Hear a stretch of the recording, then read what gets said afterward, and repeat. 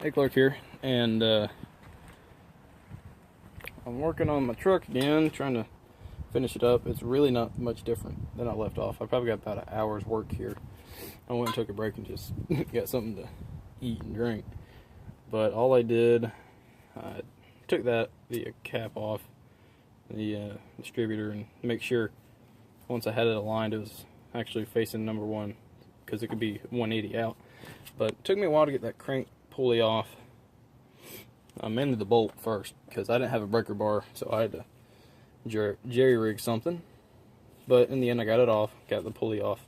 The water pump came out quick. I mean, the little bolts, and I did get a template, and I put that down.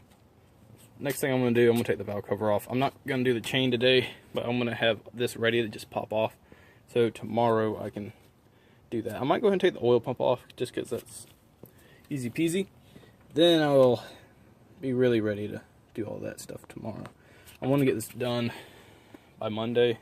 I want to drive it to school Monday because I miss this truck. It's my favorite out of the two I have. A lot of people like that truck, and I do too. I mean, it's a nice truck. 4-wheel drive, good shape, turbo, better sound system. Just aesthetically probably more pleasing to people, but I got more history with this truck.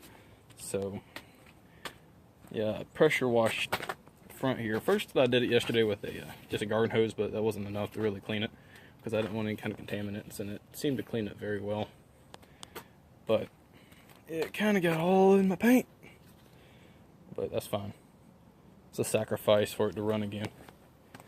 But like I said, I got the crank on top of the center, and when I take this off, I'm going to check to see if the timing chain skipped, because it was running kind of rough. So I'm going to stop this video, and I'm going to turn it back on whenever it's time. So I'm going to take this video before it gets too dark. The camera has a better time illuminating the outside than it actually is. It's darker. But I did get this off. I just put it back on because I'm done for it at night. But pulled the distributor. I made a mark so I could put it back and not really have to do too much with the timing. Probably enough so I can take it and get it timed at my school where we have a timing light. Pulled the oil pump. I actually cleaned the oil pump, and I'll show you that in a minute. But pulled that, and pretty much right now I'm just ready for tomorrow to take the cover off and actually do the timing chain. I can do the timing chain really quickly actually, but I don't know if I'm gonna go ahead and put the gaskets thing on there, because that's the thing I worry about the most, is getting the gasket set right, and there's a lot of surface here for it to mesh up correctly. So yeah, this is where I'm at, just getting ready to take it off. The reason I didn't do it tonight was, one, it's getting dark, and that's the last thing you want to do is take stuff out, especially when these bolts need to go in a specific order, and then you drop one and then you can't find it or something like that. And like I said in the first half of this video, plan on driving it to school Monday, and it's Wednesday. So if I get all this taken off and the new chain put on and the cover put back on tomorrow, it'll definitely be done by then. That's if I don't have any problems, but hopefully not. It's really a straightforward job. If you're wondering how hard this is, and if yours has this problem, taking it to a shop, which is probably going to be about $800 to $1,000 versus just doing it yourself, just do it yourself. It's really not that hard. The only thing you gotta get right is the timing, and it indicates it for you. Other than that, it's being able to get your gasket on there well, but it's not like you're building a motor and you're have to check clearances and stuff like that. There's really no technical stuff to it. It's just a lot of taking off parts. But it doesn't really bother me too much. Once I get that on there and put everything back together, it'll start to get fun being able to put it back together. Now the radiator, I still gotta bang that out and everything, but let me go show you the oil pump. You know, my shop is really dirty, but that happens to me every time I work on something, it just becomes filthy because I don't take the time to actually keep it clean while I'm using it. And here are the gears. I cleaned them with gas. I washed them out. And then I coated them with oil since they are obviously steel. And I put the bolts in here like they came out. And I cleaned the cover up. And I'm either going to buy a new pump or replace the seal at least. Because, I mean, you already got it out and it's really not that hard to do. But what I'm worried about is on the other side here, there's slight scoring. I'm not going to say it's been ran dry or nothing. But obviously you saw Toyota on there. That's either one went out and they bought a Toyota one, or it's original equipment. And that truck is 29 years old with 250,000 miles on it, so you know it's going to have some wear. The oil pump's actually very easy to replace if you had to replace one. But this is not going to be part 3. This is going to be part 3. But this isn't going to be it. I don't want to have like 5-6 different parts out there.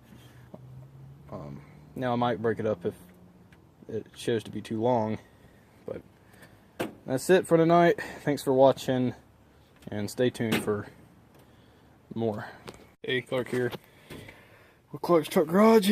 And I got my cover off.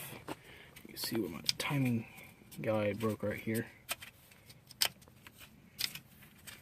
And it rubbed a little bit on the cover, but really not too bad. It's a good thing I caught it before it started messing it up even more. Gotta clean all these surfaces up and begin the process of putting it all back together, which really won't take too long. It'll probably take me another 3 days or something, because I don't think I'm going to get this back on there today, but I'm going to get the gasket set on it, and I'm going to go ahead and replace the timing chain.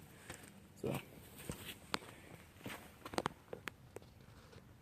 and that's it.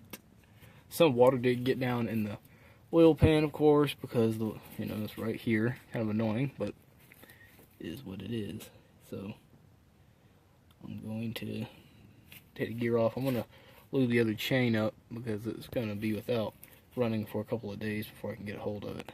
So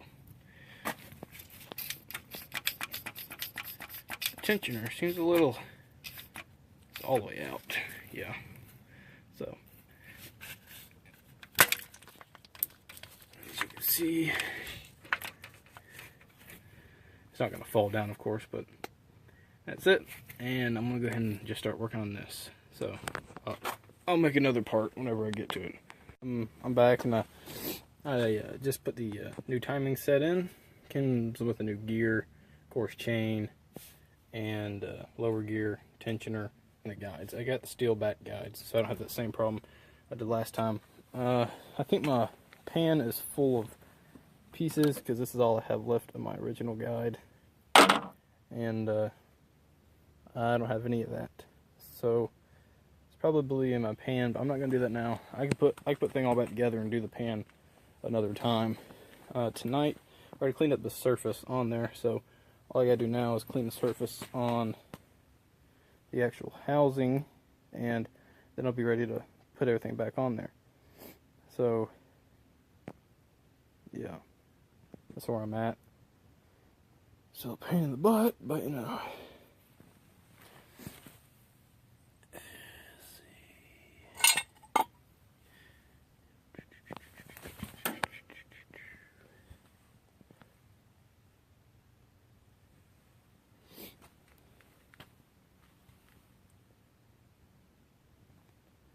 Trying to see where this one last bolt was, but that's the end of this video. I think next video I'm going to pretty much have it done. And alright, bye. Hey, Clark here, Clark's Truck Garage, and I haven't made a video in a couple of days. The last video clip I made, but I haven't posted it yet, was I just put the timing chain guide in, or new chain guides and tensioner and all that in. Since then, I have done quite a bit of work. I put the cover back on.